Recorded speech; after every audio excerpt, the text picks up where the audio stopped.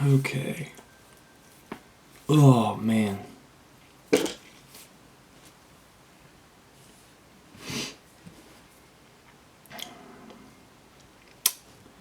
Got my coffee.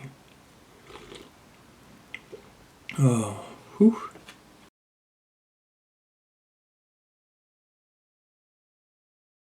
Hey everybody, Jevan here. I'm here on Tuesday for another Jevan Browses. So I'm doing this one a little bit later in the day.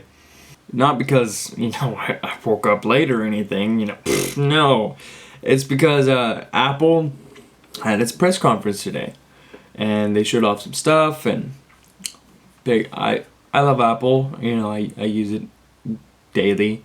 My phone, my computer, my iPad. I thought I would talk about that. So I'm on Wired.com, and we are going to mainly focus on tech news, entertainment news, kind of stuff like that. Tim Cook kicked off the Apple's 2014 WWDC Keynote, now in its 25th year, by talking about the future of iOS and Mac OS X.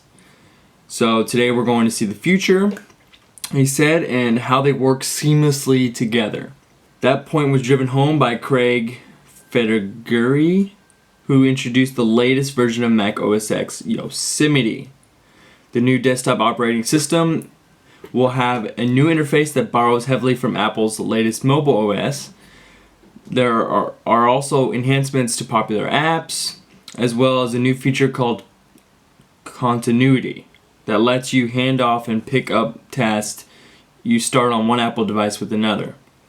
That's pretty cool. It's like Google Chrome, how I can be on one device like my computer or my phone and go to my iPad, or vice versa, or however I want to do that. The look of Yosemite, from the toolbars to the window construction, has been adjusted. Windows and the dock are now translucent. Oh my god. So is FaceTime, contacts, and reminders, making them less intrusive on your desktop experience. App icons have also been redesigned with updated typography that looks more modern and iOS-like. There is also a new dark mode for Windows and the dock. Notification Center has that dark translucent background, and now the Today view can be expanded with widget information from the favorite apps. It's very Google Now-like. See, like I was saying. So with Yosemite, Apple continues to absorb popular third-party app functionality too, namely that of Dropbox and Alfred. With Spotlight, you can now tap the magnifying glass to pull up a larger search bar in the center of the screen. From there, you can search and open apps, pull up reminders and calendar events, or search information on Wikipedia or the web. iCloud will be a new addition to iCloud. It's essentially a new file storage system that syncs your files automatically across all of your Mac and iOS devices, and Windows too. It's all like Dropbox with files organized in folders inside.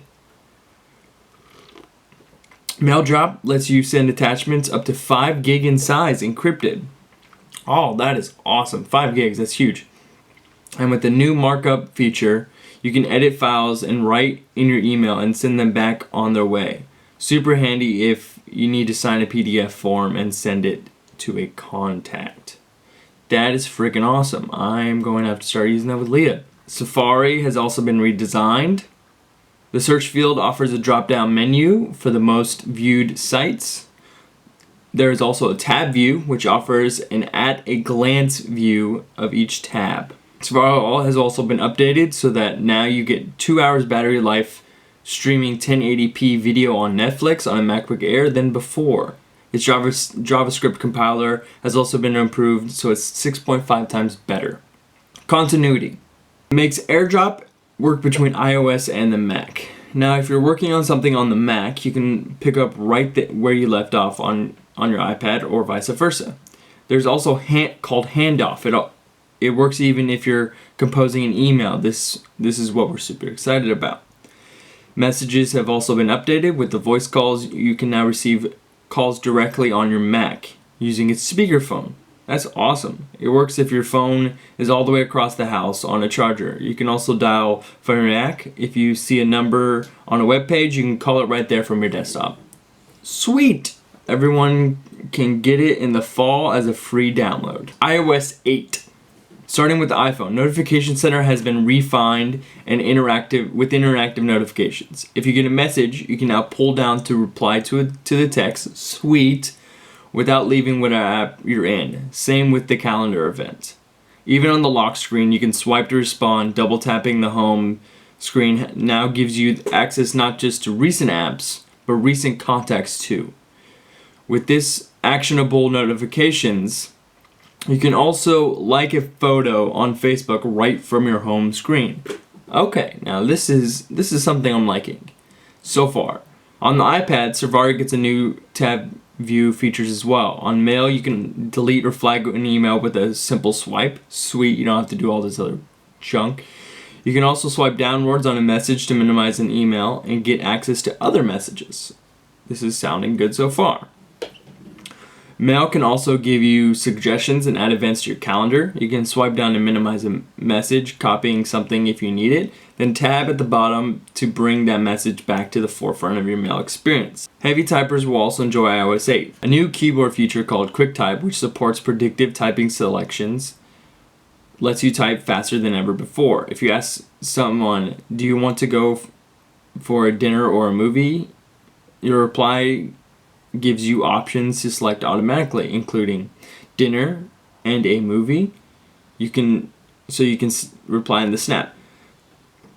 This is great. Android and Windows phones have been far more advanced in that respect than iOS. Apple also says that your typing is kept private. None of your keystrokes leave the device. Messages. The most frequently used app on iOS. Threads and the efficiency of sending messages. You can now name threads and add or remove people from a conversation. If you're taking part in an annoying thread that's messaging you all the time, you can choose to do not disturb it or leave the thread so you aren't bombarded with constant notifications. You can also get a at-a-glance view of attachments from a thread and share your location easily. For the messages you receive, you can choose to keep them or they'll auto-destruct after a certain amount of time so that they aren't taking up needed space on your device. And you can listen and reply to audio message from the lock screen just by raising your iPhone to your ear and reply it to the same way. Lower the phone and that message you just recorded just gets sent. Siri has not been forgotten. Now she can recognize music with Shazam and supports 20 languages among other improvements. HealthKit is one of the key things we've been waiting for to hear from Apple in today's keynote. As expected, HealthKit is a single space where developers can contribute to your health profile. It comes as an associated app, Health. Apple is working with Nike and the Mayo Clinic on HealthKit integration. With the Mayo Clinic, patients can be in contact with their healthcare providers so they can monitor their patients' vitals. Your privacy is protected so you can control which apps can access your health information. Overall, it sounds far less robust than a lot of the health book rumors. Photos. For the new Photos app, every photo you could take can now be synced with your iCloud, so it's available on all your devices. Unfortunately, storing those photos in the cloud isn't going to be free. Unless you're using 5 gigs or less, Apple has updated its pricing scheme for 20 gigs or less. It costs $1 a month. On the App Store front, Apple is adding an Explore tab letting you search for trending topics and apps by genre. Related searches will appear right below the search bar and offer you options for similar search terms. While Windows lets you preview a limited version of the app, Apple just gives you a video preview of it. Apple is also offering a beta test service called Test Flight. I got all my news from Wired.com, so check them out. I'm not sponsored or anything by them, but just trying to cite my sources. Hopefully everything will be just streamlined between all devices, but I think the weirdest thing is that this conference was mainly towards developers, which You usually don't see that with Apple. Well, like main focus. There are some like user stuff, but they're really pushing developers, which I like. It's something different. They really haven't, given, third-party developers and other developers for Apple all these tools that they just have full access to. So it's really cool. Would have liked to see a new Apple TV or an iWatch or I don't know, something crazy new, whatever they're working on. It would have been cool, but I guess we'll wait and see, and come fall they'll probably announce something. Or I know this is their big conference, but it's Apple. They always have something, in their back pocket. For me, this is the most prevalent news today. But then again, there's probably other news that's out there.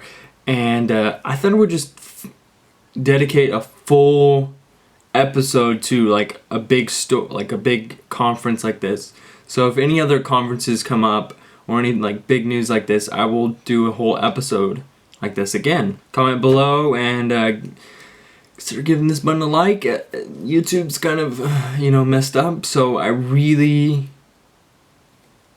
in order to know that if you like this kind of stuff, or if you like seeing me or whatever, I really need everybody who watches this to comment and like, because without that, I don't know anything.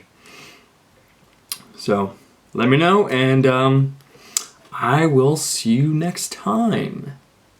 Goodbye.